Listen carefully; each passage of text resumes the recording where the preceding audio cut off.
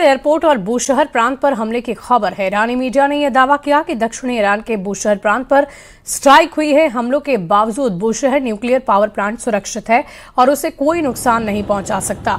वहीं press TV के अनुसार दक्षिण पूर्वी ईरान के ईरान शहर एयरपोर्ट के टर्मिनल और रनवे पर धमाके हुए। रिपोर्ट्स में यह दावा किया गया है कि अमेरिकी हमले में एयरपोर्ट परिसर में तैनात एक फायर फाइटर की मौत हो गई है। 4 तस्वीरें आपको अलग अलग दिखा रहे हैं। ईरान पर अटैक की, बूशहर में स्ट्राइक की, एयरपोर्ट पर धमाके की और चाबहार पर हमले की ये तस्वीरें सामने आई है। देखिए, ट्रंप ने ईरान पर हमले की तस्वीर शेयर की। सोशल मीडिया पर शेयर करते हुए ट्रंप ने लिखा कि ईरान के जहाजों पर हमले का बदला है। दोबारा अगर ऐसा होता है तो अंजाम इससे भी बुरा होगा। ये ट्रंप का पोस्ट है जो इस वक्त आप अपनी टीवी स्क्रीन पर देख रहे हैं।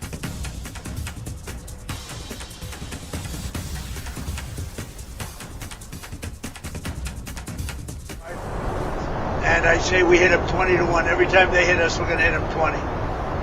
And we did it last night.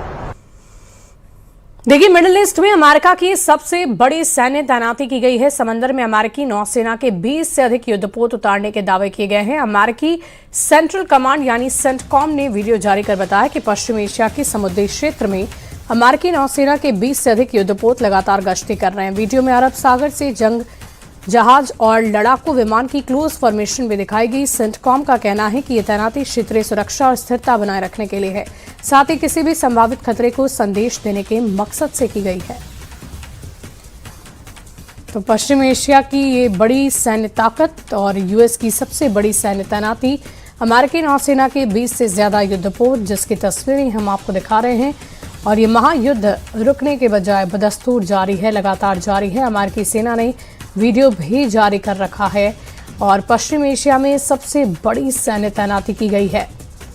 तो अभी भी आपने ट्रंप के उस पोस्ट को भी देखा जिसमें साफ लिखा था, किसी भी तरीके से अगर ये नहीं रोका गया है तो हम हर तरीके से तैयार हैं और आगे की कार्रवाई की जाएगी, आगे एक्शन लिया जाएगा।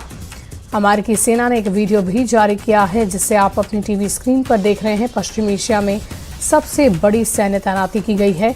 यूएस की सबसे बड़ी ये सैन्य तैनाती है जिसे किया गया है।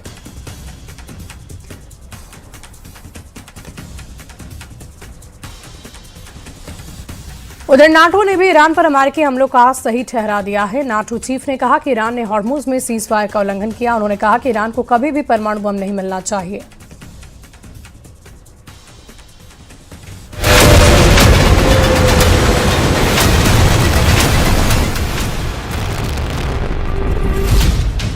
क्या ट्रंप ने ईरान से डील में नेतन्याहू को दूर रखकर गलती कर दी? क्या ट्रंप सोच रहे थे कि वो अकेले ही ईरान से डील कर अमेरिका के नायक बन जाएंगे? लेकिन ईरान ने नए युद्ध का ऐलान कर दिया। ट्रंप ने डील को धोखा बताकर ईरान को सबक सिखाने की कसम खा ली है और खाड़ी आज फिर से चलने लगा है। तो क्या अब पुराने टकराव में नए युद्ध के आगाज के साथ पहले से ज्यादा भयानक तबाही होगी? क्या नई टक्कर दुनिया के लिए पहले से बड़ा खतरा बन जाएगी? क्या नए पलटवार से जंग का नया मोर्चा खुलेगा? लेकिन इस जंग का नया जोखिम क्या होगा? पुराने टकराव से जन्मी नई जंग की नई चुनौती क्या होगी? क्या ईरान से जंग में अब ट्रंप अकेले पड़ गए हैं? नेतन्याहू लेबनान फ्रंट पर हिजबुल्लाह के हमलों का अकेले सामना कर रहे हैं। भयानक हमलों के बाद कतर और बहरीन ईरान को कोसने के अलावा कुछ नहीं कर पा रहे। नेटो पहले ही इस जंग से किनारा कर चुका है। We've been treated unfairly. We pay disproportionately. We had a time when we were paying 100%. We were paying 100% of NATO, and yet a lot of the countries weren't paying anything. तो क्या ईरान ने Trump के अकेलेपन का फायदा उठा लिया? क्या वो जान गया कि इस जंग में ट्रंप से सभी सहयोगियों ने कन्नी काट ली है और नेतन्याहू को ट्रंप ने खुद इस जंग से दूर कर दिया था? तो इस जंग में ट्रंप ने नेतन्याहू को धोखे में रखा। जंग का आगाज साथ हुआ, लेकिन जब फाइनल फाइट की बात सामने आई तो ट्रंप ने नेतन्याहू को ईरान के परमाणु सीन से आउट कर दिया। ट्रंप को पहले से पता था कि ईरान अमेरिका की डील नहीं मानेगा। ईरान साफ कह चुका था कि डील उसकी शर्तों पर होगी, नहीं तो बड़ा युद्ध होगा। नेतन्याहू भी यही कह रहे थे कि मुझे जंग की आजादी दो, ईरान को सबक सिखाने दो। फिर ट्रंप ने डील से नेतन्याहू को आउट क्यों कर दिया? अमेरिका में सीज फायर हुआ, लेकिन नेतन्याहू नहीं माने। उन्होंने लेबनान में अपनी जंग जारी रखी। दक्षिणी लेबनान से इजरायली सेना की वापसी से इनकार कर दिया। अमेरिका की मध्यस्थता से लेबनान और इजराइल में सीज फायर समझौता तो हुआ, लेकिन आईडीएफ ब्रिगेड हर दिन हर सेकंड एक्टिव रही। हर दिन हिजबुल्लाह के खिलाफ इजराइल का ऑपरेशन जारी रहा। हर हफ्ते हिजबुल्लाह के सैकड़ों ठिकानों पर हमले जारी रहे। लेबनान चिल्लाता रहा, इजराइल सीज फायर का उल्लंघन कर रहा है, लेकिन इजराइल की एयर स्ट्राइक नहीं रुकी। नेतन्याहू ने साफ संदेश दिया, जब तक हिजबुल्लाह की मिसाइलों का खतरा है, हम नहीं रुकेंगे। दक्षिणी लेबनान में सीज फायर के बावजूद कई टारगेट को निशाना बनाया। ये जंग की तस्वीरें बता रही हैं कि ईरान ने अकेले दम पर 3 मोर्चों पर अपनी ताकत दिखा दी है। पहला मोर्चा नया है, लेकिन टकराव पुराना है। ईरान ने हॉर्मुज में अमेरिका के सहयोगी देशों के कतर और सऊदी अरब के तेल टैंक पर मिसाइलें दागी।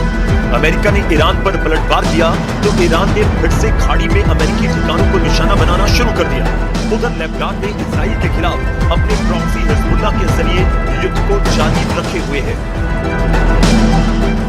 तो सवाल ये है कि क्या ट्रंप की डिप्लोमेसी ही युद्ध की सबसे बड़ी वजह बन गई?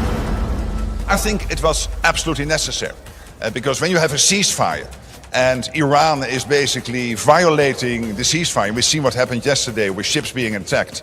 I think it is totally crucial that the US forcefully reacts. I also expect allies today to discuss Iran. I expect allies today to reconfirm that Iran should never ever get its hand on a nuclear capability. अभी तक दुनिया यही मान रही थी कि Iran के खिलाफ सबसे आक्रामक आवाज ट्रंप की है और सबसे ज्यादा युद्ध की भाषा नेतन्याहू बोल रहे हैं। लेकिन अब कहानी में एक नया मोड़ आ चुका है। जिस नेटो को लेकर ट्रंप सालों से सवाल उठाते रहे, उसी नेटो के महासचिव अब वही चिंता जता रहे हैं कि ईरान कभी परमाणु हथियार हासिल ना करे और हॉर्मुज की जल धारा हर कीमत पर खुली रहे। यानी क्या अब मुद्दा केवल अमेरिका बनाम ईरान नहीं रहा, बल्कि पूरी पश्चिम सुरक्षा व्यवस्था की चिंता बन चुका है। दिलचस्प बात यह है कि लक्ष्य लगभग एक जैसा दिखाई देता है। ईरान परमाणु हथियार ना बनाए, लेकिन रास्ते अलग अलग हैं। ट्रंप कहते हैं दबाव बढ़ाओ, ईरान को झुकाओ। नेतन्याहू कहते हैं जरूरत पड़े तो ईरान पर बम फोड़ो, मिसाइलें दागो। अब नेटो भी खुलकर बोलने लगा है। हॉर्मुज खुला रहना चाहिए और ईरान को परमाणु हथियार से दूर रखना चाहिए। तो क्या तीनों की मंजिल एक है, लेकिन रास्ते अलग हैं? America called us the model ally because we're, unlike many of your so-called allies, we actually fight alongside you. Our brave soldiers and your brave soldiers fight shoulder to shoulder. I think America has no greater ally than Israel, and Israel has no greater ally